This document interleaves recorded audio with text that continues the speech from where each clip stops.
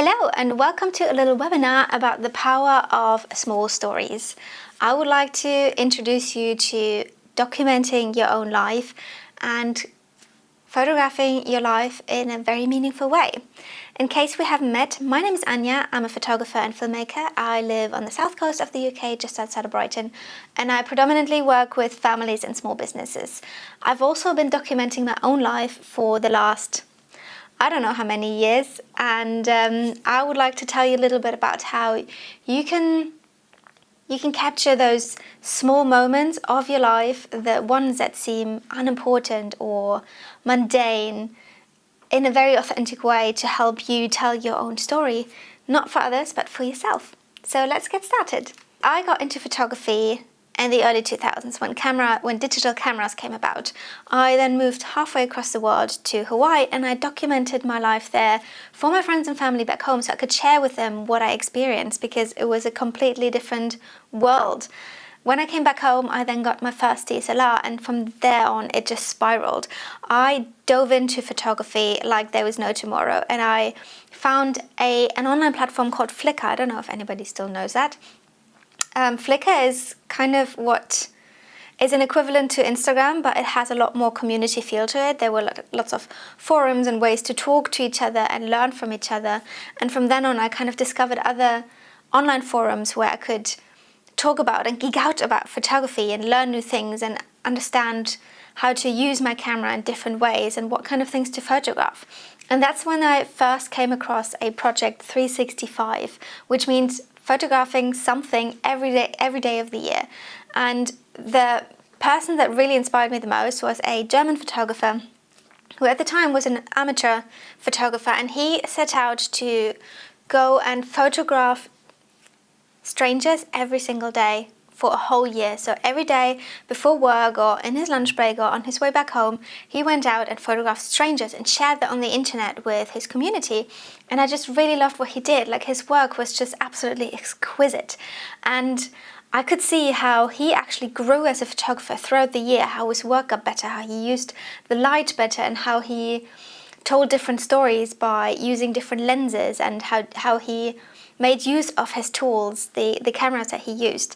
And I got really inspired and I really wanted to do it, but I had this idea that you have to take great photos every single day for 365 days, and that just sounded impossible to me. So for the past 5 years actually, so that was about 2008, but now for the past 5 years, I actually have been doing a Project 365. So I'm taking photos every single day of my life.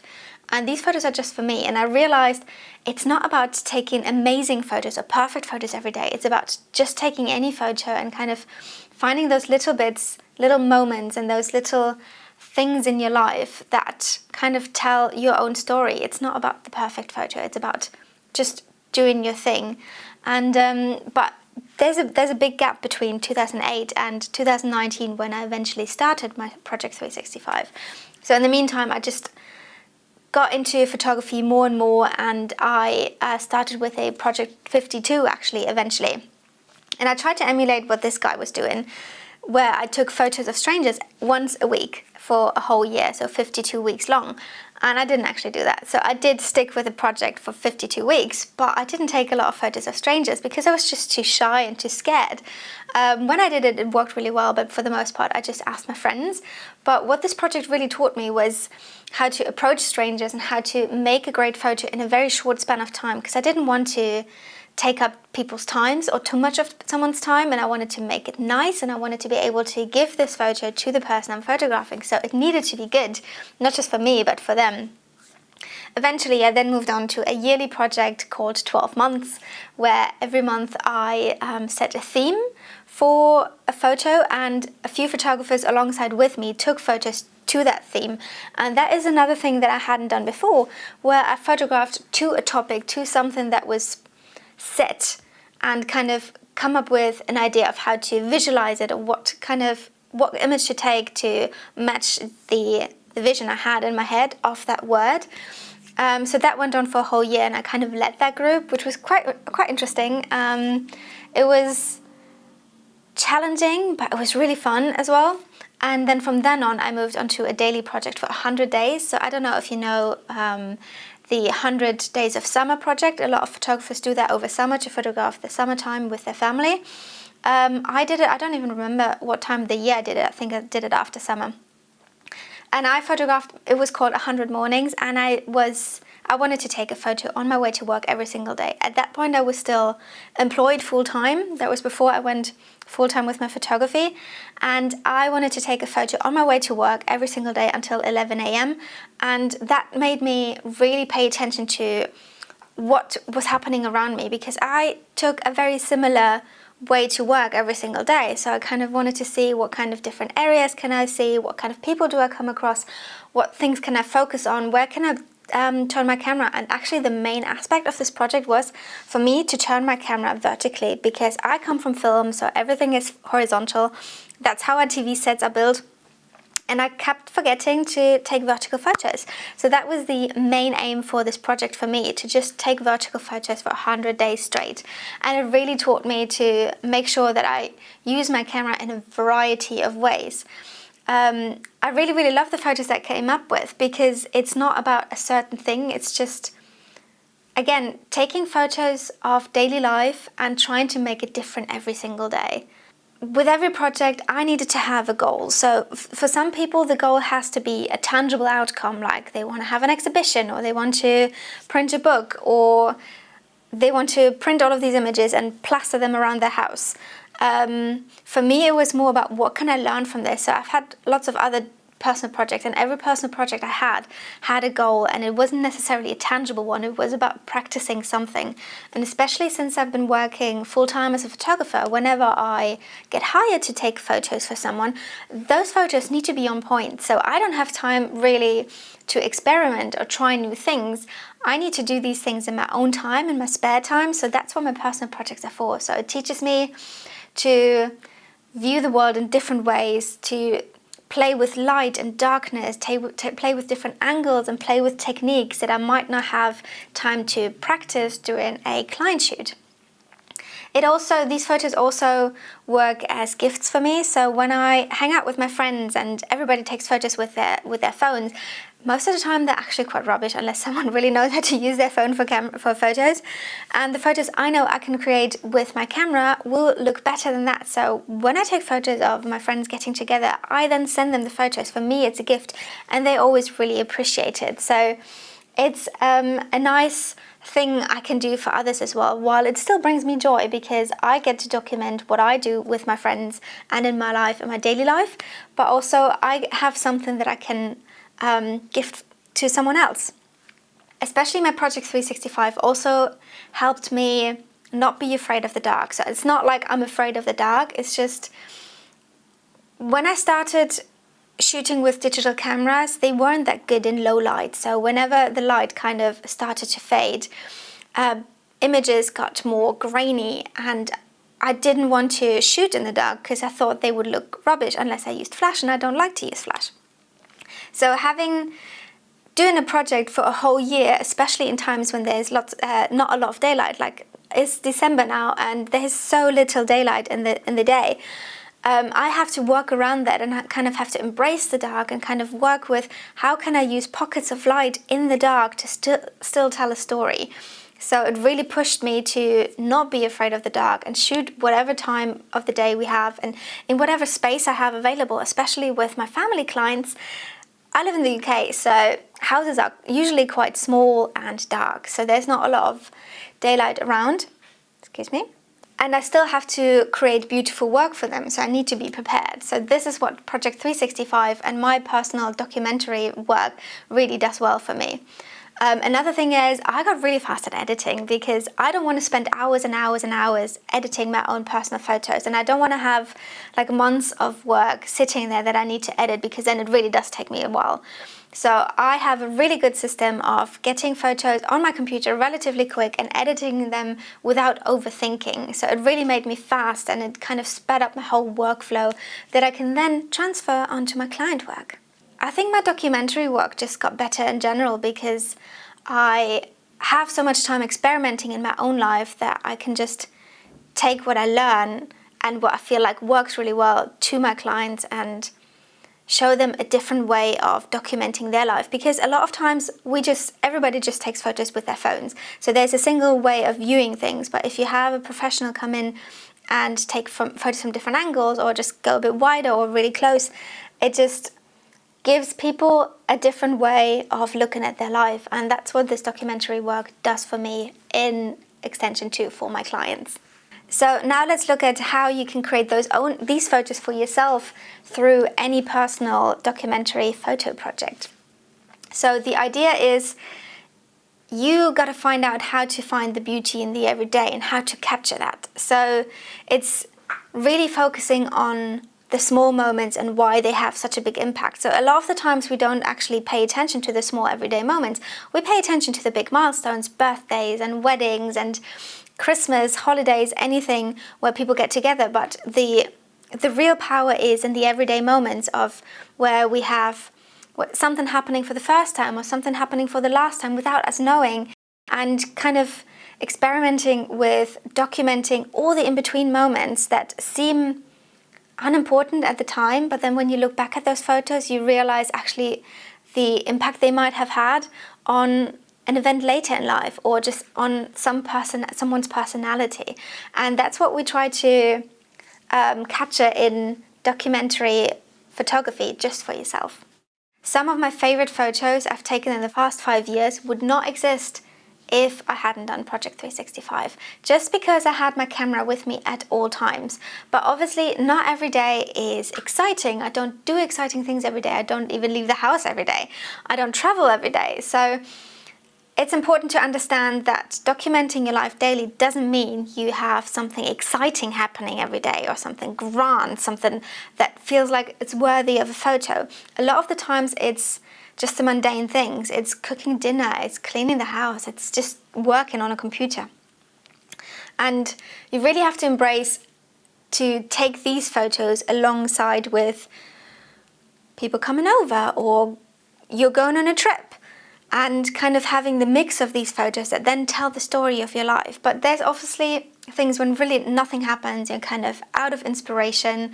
So for moments like this, I have a list of things that I can photograph that would work well for me on days where I'm not inspired and I don't know what to photograph. So that could be things like, I have a lot of plants in my home and they grow massively. Like, my flat is beautiful, full of light, and those plants really love this light. So I can photograph plants in like different time spans, like at month 1 and at month 6, and kind of see how it progresses. Or I can take self-portraits, which I don't do a lot, but occasionally I do. Or I take photos with a very slow shutter, kind of play with techniques that I can use to kind of either visualize a topic or a theme, or just kind of play with my camera and see what comes out. Not every photo actually has to mean a whole lot on the day, but when you put it together in a sequence, it will then tell a lot more about what your life was about at that part of your month or your year. If you're really out of inspiration and you don't even want to photograph yourself, think about what's important to you, what means something to you, and kind of try to point your camera at that and see what you can come up with. It could be your parents, your partner, your kids, your pet. It could even be your house or your garden. Maybe you're garden proud and you can photograph the development of your garden, or you have a DIY project because it might be important for you to upcycle furniture instead of buying new things. So kind of really dig into what's important to you in your life. It's not about, like, none of the photos that you take should be about anybody else. It's literally just about what matters to you and how can you visualize that in a photo. So with Project 365, it can be quite daunting to have to take photos every single day, and maybe you might miss a day. And I get that question actually a lot. What happens if you miss a day? Is the project just over?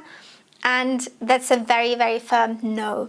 If you miss a day, just ignore it. Just keep going. Even if you miss a week, just move on. Just pick it up again when you're ready. And you could then decide, do you fill that week or that day with a generic photo from another day? That's what I do. Over the past 5 years, I probably missed about 5 to 10 days in total. So I'm really good with sticking to a challenge that I set myself. And if I notice that, I didn't take a photo yesterday, I will usually just take another photo on the next day and just kind of carry that over to the day that I've missed. Because a lot of times I do things constantly, like I go for walks on the beach or in the park, or I make dinner, or I water my plants, or I sit on the computer, and all of these things happen on the majority of my days anyway. So if I just take this photo later, I can then carry it on over to the day that I've missed. So if you miss a day, do not let that stop you from continuing with the work, with the project. Even if you're missing a day on week 1 or week 2, honestly, just keep going. It's really not that hard to just ignore it. Just pretend it didn't happen. Another question people ask me a lot is, what are the rules of a Project 365? And to that, I'm very happy to tell you, there are no rules.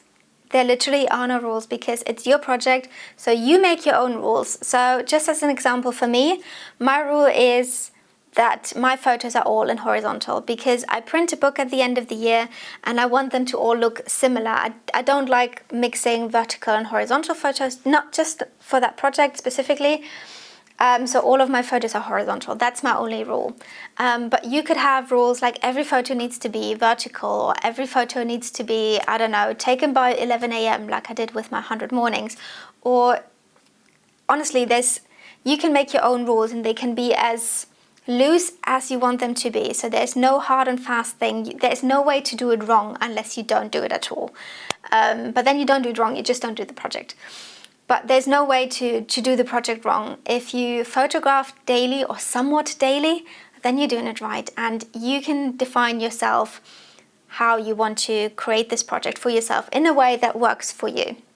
And the beauty with this is that once you start really focusing on making this a habit, you'll see how it transforms the way you see the world, and how you see details of your life, and how you see all the aspects that kind of create your life. And for me at least, I get really grateful for doing all the things that I'm doing and experiencing all of these things that happen in my life, even if they're bad, because I try to not just focus on the good things that happen, I try to focus on every single thing that happens. And if it's a shit day, I try to take a photo that represents that. And it doesn't have to be super literal, everything is an interpretation. So interpret your life in whatever way works for you. And another thing that people ask me is, where to put those photos? So I really want to stress that this is a project. If you do this project, this is for you first and foremost. If you share them online or not is completely irrelevant. It really depends on how you want to use your work. So I personally have an Instagram account just for my Project 365, but I don't do anything on it. I don't care about likes, I don't care about comments, I don't interact with anybody, I don't really follow a lot of people. So it's just there as a kind of a photo album for me. But what really counts for me is that I then, at the end of the year, I make a slideshow of my photos, and that's what I want to share, because I want to share with people how my life looked like and how it felt to me, like set to music and over in a blur and really short, and you can barely see the images, because that's how fast life goes. One thing I do every year is I print these beautiful albums. I've got 5 now. I can't even lift them all because they're really heavy and they're really thick. They're 1 photo per page. So every day I choose just a single photo that goes in my album. And this is for me, this is my way of sharing it, but it's mainly for my partner and me. So if people come over, they see them, they flick through them, and I really enjoy watching it. But in the end, this project is for me only, or for me and my partner. So whether I share them or not, it's not really relevant. And the more you do this kind of project, the more you will also realize that it's not about the perfection. So embrace the chaos, and embrace the mishaps, and embrace that sometimes photos just don't turn out. But that's because we are not 100% on our game every day either. So why do our photos need to be? So we don't have to create breathtakingly beautiful photos every single day. Sometimes it's just a meh, and that's what the photo is going to be. But again, if you see these images in a sequence that kind of tells your life in a whole year, those photos will make sense, because they will remind you of, oh yeah, I really didn't feel good that time, or I was just overwhelmed, and that's what the photo represents to me. So try to let go of the perfection of being on point every single day, and just kind of do your best to document your life in the most authentic way that you can. I can speak from experience. In the first year, I was trying a lot more to take great photos, and now it's not like my photos are bad now, but I don't care as much anymore how perfect they are. Sometimes it's just a semi-good shot of a pub from the outside because I met some friends at the pub, and it's not an amazing photo, but it will remind me of the day when I went to that place, and it will remind me of all of the other things that happened on the day. So try to step away from the perfection of these photographs. So I've been talking your ear off for the last, 15, 20 minutes now about Project 365. Like I said, I've been doing it for 5 years, and I don't know if I'll ever stop because these photos bring me so much joy, and I've taken some of my favorite photos through that project, and I wouldn't have these photos otherwise. I tried to make it easy for myself. I have my camera, which is this combination for 90% of the time. It's a Fuji X-T30. It's quite battered. It's falling apart. It's not a great camera anymore with an 18mm lens, which on the Fuji it's relates to about 27mm on full frame. It's a nice wide lens. This always sits behind my desk. It's always ready. Whenever I leave the house, I grab it, I take it, I throw it in my bag, which is also why this camera is falling apart, and I don't mind because it's my everyday camera. The battery is always charged, there's always an SD card in it, and I make it easy. So this is something I would really advise you. If you want to do a daily personal photo project, like a Project 365, I can only encourage you to do this, because what you will learn through photographing every single day is you can't compare that to anything else, and you can't learn it any other way.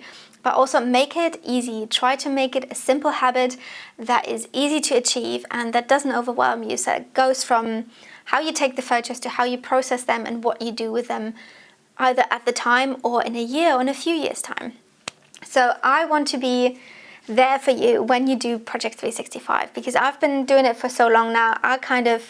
I've inspired a few people to do this in the past, but I've personally, when I started, I did it on my own, and I know I'm quite good with sticking to a challenge, but not everybody is. Some people really need the accountability, and I want to be your accountability buddy of doing a Project 365. And this is why I started a substack, where you can subscribe to emails. Once a month you get an email with inspiration and tips and tricks and a bit of accountability to kind of keep going with this project. And you can subscribe to these emails for free. It doesn't cost you anything apart from your email address, and I will be in your inbox cheering you on and giving you support in continuing with this project, because once you start with this project, you will see the value that you get from these photos. But also, if you want more accountability, I have a paid tier on my Substack where you get daily emails with prompts. So every day you get a prompt that you can either use on the day or you can keep it for another time. You might not need a prompt for every single day, but I know some people work really well with prompts where they can go and shoot to a topic and help them, just give them some ideas on what to document on the day. So you can use those prompts either on the day or later, and you can interpret them in however way you want. So that's part of the paid tier, where you get daily emails, but you also have the option to get monthly Q&A calls where you can ask me questions, you can share your photos with me. If you want to have them critiqued, or if you want any specific tips, if you have any specific questions on taking the photos, on sticking with the project, on how to edit, how to catalog everything, how to make a book out of them, whatever it is, you can get those questions to me and I will answer them within my Substack, for my Substack community, including you. So I'd love to have you, because Project 365 is literally the best personal project I've ever done. And I'd love for you to try that too. A year from now, you will be grateful to your today's self if you started this project, because the photos that you will create throughout that time and the memories that you preserve through this, and just the volume of work you can create in a single year, it's not comparable, and you never know where that takes you. It can be just documenting your mundane life just for yourself, or you can make beautiful connections and inspire others to pay more attention to the little moments in their life as well. So I'd love to have you as part of Project 365. There's a way to subscribe to my Substack underneath, and if you have any questions, honestly, just let me know and we can chat about it. I'd love to help you because Project 365 honestly has been the best personal project I've ever started, and I'd love for you to experience that too.